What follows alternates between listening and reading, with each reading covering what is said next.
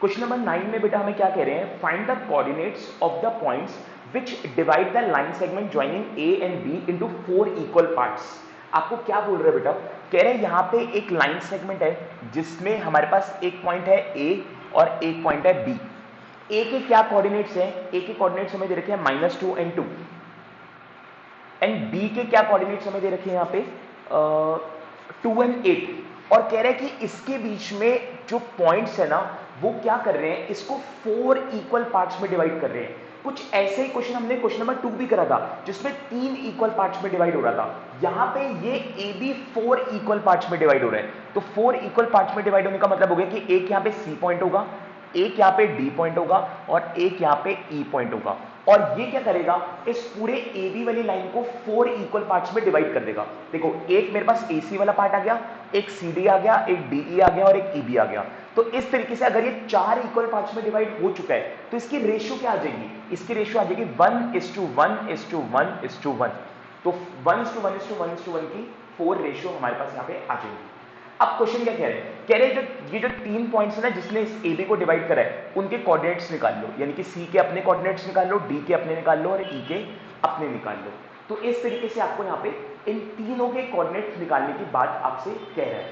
अब question number 2 अगर आप लोगों ने बेटा इसी एक्सरसाइज का कर रखा हो तो आपको याद आएगा कि किस तरीके से हमने इसको डील करा था। तो देखते हैं यहाँ पे हमें क्या करना पड़ेगा, यहाँ पे 3 केसेस बनाने पड़ेंगे। एक केस 1 बनाना पड़ेगा, एक हमें केस 2 बनाना पड़ेगा और एक हमें केस बनाना पड़ेगा बेटा 3।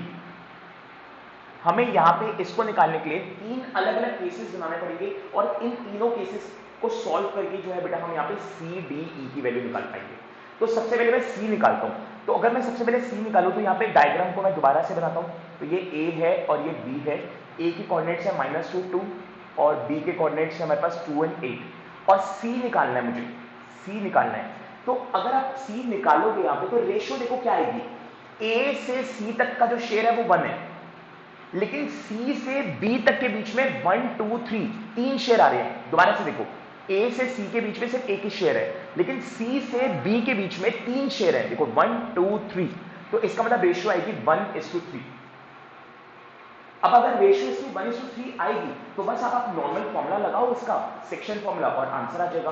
तो सेक्शन फॉर्मूला के हिसाब से अगर मैं कोऑर्डिनेट्स निकालूं तो coordinates of C equals to, formula मैं डायरेक्ट लगा रहा हूं बेटा यहाँ पे।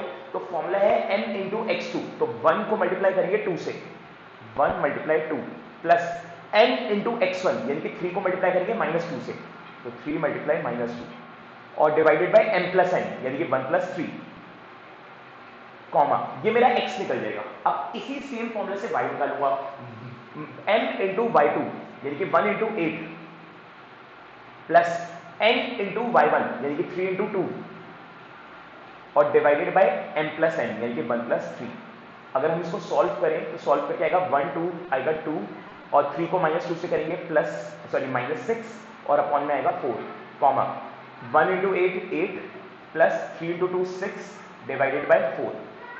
फर्दर सॉल्व करेंगे बेटा तो ये आएगा -4/4 कॉमा ये आएगा बेटा 14/4।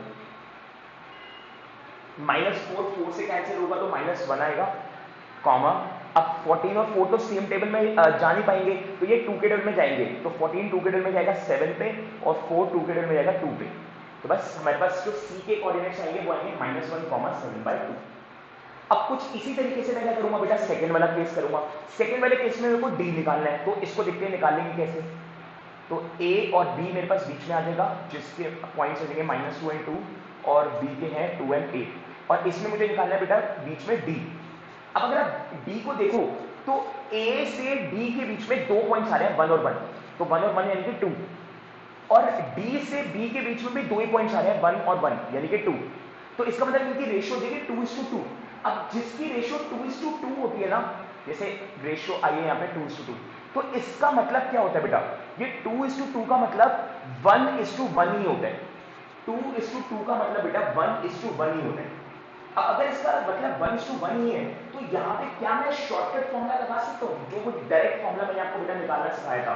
तो यस मैं यहाँ पे शॉर्टकट फॉर्मूला लगा सकता हूँ और वो फॉर्मूला क्या है, coordinates of D equals to x1 plus x2 divided by 2 comma y1 plus y2 divided by 2। ये मेरे पास शॉर्टकट फॉर्मूला है, मेरे को यहाँ पे रेशियोज के लिए m और n की जरूरत नहीं है। तो अगर मैं इसको सॉल्व करूँ तो सॉल्व करके कितना आएगा बता, ये x आ जाएगा 1 माइनस 2 आ जाएगा और x2 आ जाएगा 2, तो -2 + 2 डिवाइडेड बाई 2 आ जाएगा, कॉमा फिर y1 plus y2 divide by 2, तो y1 है 2 और y2 है 8, तो 2 + 8 डिवाइडेड बाई 2। अब आप सॉल्व करोगे इसको, -2 में से 2 जाएगा, कितना बचेगा 0, तो 0/2 कॉमा 2 + 8 10/2। अब 0 को किसी से भी डिवाइड कर लो बेटा 0 ही आता है, तो ये तो 0 ही हो जाएगा, और कॉमा 10 और 2 को डिवाइड करोगे तो 5 आएगा। तो इसका मतलब जो d के कोऑर्डिनेट्स आएंगे वो कितने आएंगे 0, 5। अब इसी तरीके से मैं थर्ड केस निकाल लूंगा। थर्ड केस के अंदर क्या होगा, ये a हो जाएगा और ये b हो जाएगा। a के शेयर है कोऑर्डिनेट्स है -2 2 और b के हैं 2 और 8। अब आपको निकालना है यहाँ पे e। अब फिर से मैंने इसकी रेशियो देखो, a से e तक के बीच में, a से e तक के बीच में 3 शेयर है, 1 2 3, तो इसका मतलब a से e तो हो गया 3 और e से b तक कितना 1, तो इसके रेशियो भी 1। बस अब आप यहाँ पे फॉर्मूला लगा दो और इसका आंसर आप खुद भी निकाल सकते हो।